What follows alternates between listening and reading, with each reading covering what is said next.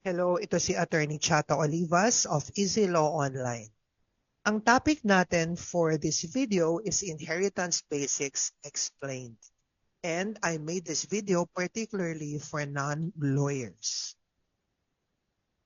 So I have 20 points to share about inheritance. Let's start with the first. Number one, what is an estate?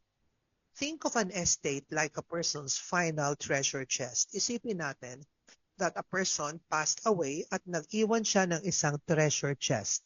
Inside the treasure chest is everything owned by that person at the time of death.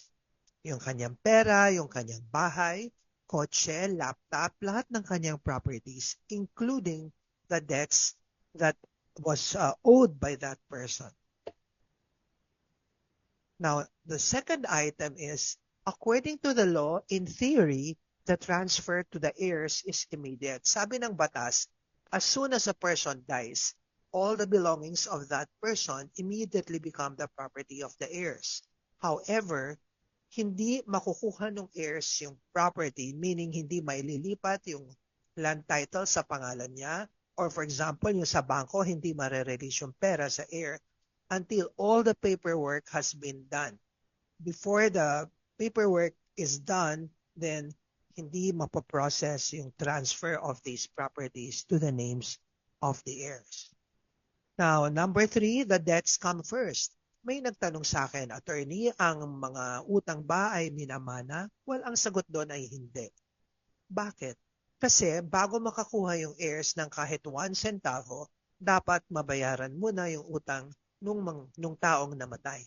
So if the deceased person owed money on a car, for example, meron siyang installment na binabayaran or utang sa credit card, the estate has to pay it off first. Hindi gagamitin ng heirs ang kanyang pera para bayaran yung utang na yun. Who gets a share? According to the law, may mga tao na makakakuha ng share sa estate no matter what. Ito ay tinatawag na compulsory heirs. Sila ang pinaka-importante sa lahat. They are always guaranteed a share. Of course, this is a general rule kasi may mga situations kung pwedeng ma-disinherit ang compulsory heir. But for purposes of this video, ang pag-uusapan natin is the general rule. Item 5. Who are the most important heirs? Sino yung mga compulsory heirs talaga? Well, we have the children, and then the spouse of the person who died. Kung walang anak, then the parents will be the compulsory heirs together with the spouse of the person who died. Number 6, there are 2 ways to settle an estate depending on whether the decedent passed away with a will or without a will. A will, or yung tinatawag natin na last will and testament, okay? Ito yung special document na nagsasabi that this person is supposed to get this specific piece of property. Pag wala namang will, the law will decide who will get what portion of the property. So what is a will? A will is a document that says, upon my death, I give these specific pieces of property to these named persons. Tapos naka-enumerate doon yung pangalan ng tao plus the specific property na ipapamana sa kanya. May dalawang klaseng will, isang holographic will. Ito yung totally handwritten by the person who died. And the other one is known as a notarial will. This is typewritten or printed. May 3 witnesses at least. And it is signed before a notary public. Now, number 8, why is a will a good idea? In certain situations, not having a will is like leaving a map without directions. It can lead to fights and long, expensive legal battles among heirs. So minsan, sa sobrang hindi nakakasundo yung mga tagapagmana, umaabot ng maraming taon bago ma-approve ng court yung will. So a will is a peacekeeping document. And also another reason kung bakit magandang may last will and testament is para makapagbigay yung decedent ng property to certain persons who are not compulsory heirs. O kaya sa charitable institutions like a church or an NGO, pwede yung gawin if there is a last will and testament.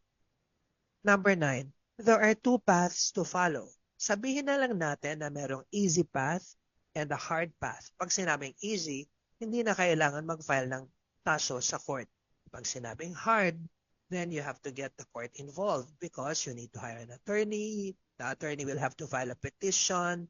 The attorney will have to present witnesses. And then the court will have to assess. Well, pwede rin magkaroon ng opposition. And then the court will have to assess the evidence and finally make a decision on the distribution of the property. So number 10, the easy path, when everyone agrees. Ito yung pinakamadali sa lahat. Magagamit lang itong easy path na to if there is no will.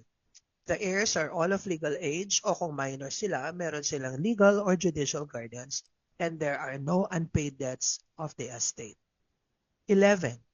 Paano ba yung easy path na yan? Tatlong steps. Number 1, yung mga heirs, pipirma sila ng dokumento na nagsasabing they agree on how the properties of the estate will be distributed. Ang tawag dito ay extrajudicial settlement or EJS. Number 2, magpapublish ng notice sa newspaper once a week for 3 consecutive weeks.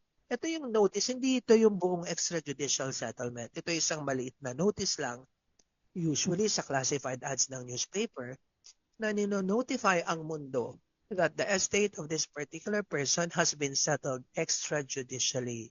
And the third is that if a file yung EJS, magfa-file ng estate tax return with the Bureau of Internal Revenue. Now,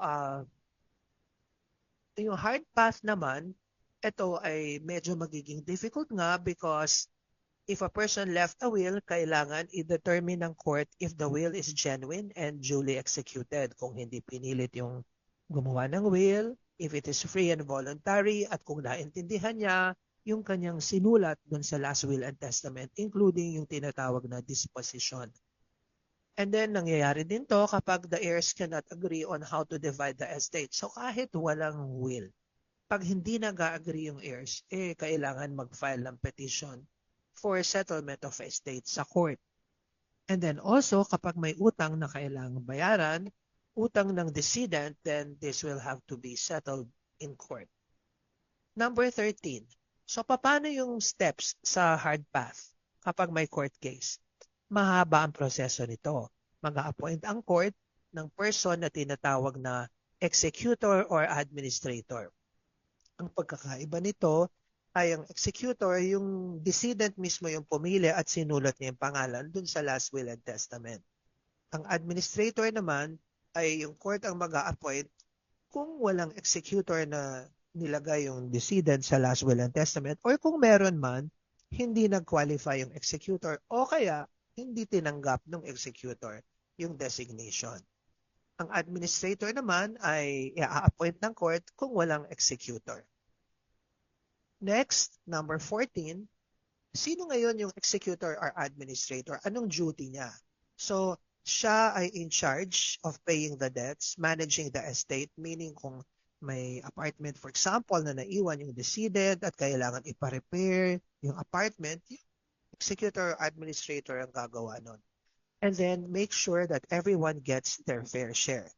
The executor or administrator will be responsible to the court kasi kumbaga, siya ay isang officer of the court. And then number 15, may babayaran na tax sa gobyerno. Ang tawag dito ay estate tax. Hindi po ito yung real estate tax na tinatawag na ameliyar. Ang ameliyar ay binabayaran sa local government unit. Ang estate tax naman na tinutukoy natin dito ay binabayaran sa BIR. Now, magkano to and when will this be paid? The estate tax is a tax on the value of the estate. 6% flat of the total value pero may mga certain allowed deductions and exemptions. Kailan babayaran? 1 year. If you're late, you have to pay a penalty. And then 17, may tinatawag na e-CAR. Ito yung Electronic Certificate Authorizing Registration. Pag nabayaran na yung tax sa BIR, mag-i-issue ang BIR ng e-CAR. Ito ay proof na bayad na yung tax and then this will be presented to the Register of Deeds para matransfer yung titulo sa pangalan ng mga heirs.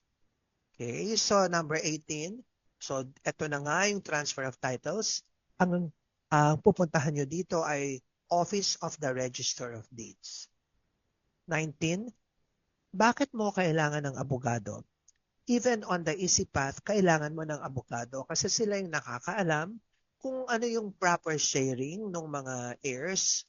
Sila yung nakakaalam kung ano yung tamang dokumento, saan ito ifa-file, at ano yung correct documents and how to file these documents correctly. And 20, the most important, don't wait. Huwag niyong patagalin. The longer you delay, the more expensive it gets.